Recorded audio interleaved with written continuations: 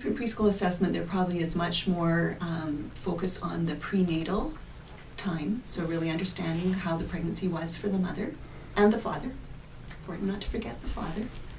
And then the time around the delivery, if there were complications and stressors, and then a detailed history of how the infancy unfolded, and then wherever one's at in development.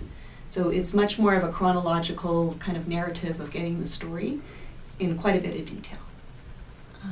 It's especially important with some of our families to get a very thorough history of prenatal exposure to drugs, alcohol, other substances, including cigarettes.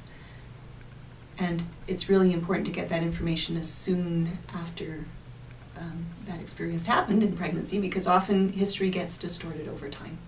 So if we're looking at children who might have long-term mental health issues, getting that upfront history of that early developmental period is really crucial.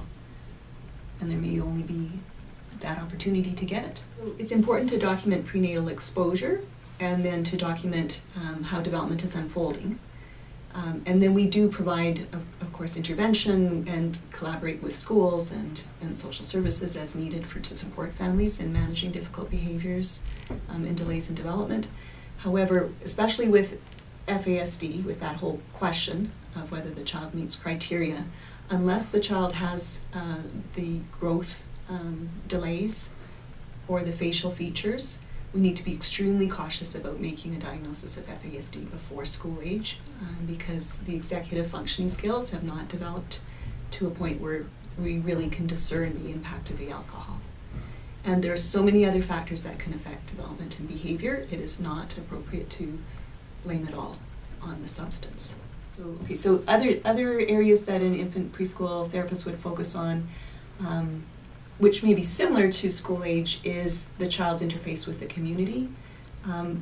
Complicating factor, though, for infants and preschoolers is that there's lots of folks out there to learn about who are providing supports and intervention for young children, from early intervention to daycares, to day homes, to early education programs, to Head Start, to home visitation, to other subspecialized service providers, children's services.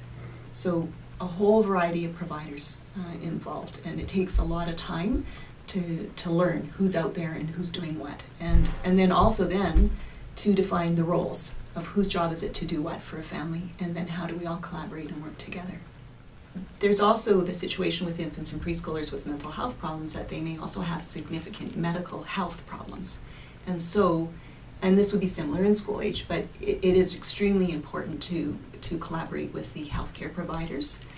Sometimes, though, I think it's more intense in preschool, because that's where, if a child has a health problem that's just being figured out, it hasn't necessarily been figured out yet. So then it's more complicated in a way. Often I think by the time a child is school age, they've determined whether it's for sure asthma or not, or whether it really is sleep apnea, and hopefully the child's been treated. But in infant and preschool years, there's a lot of sorting out sometimes of very critical health issues.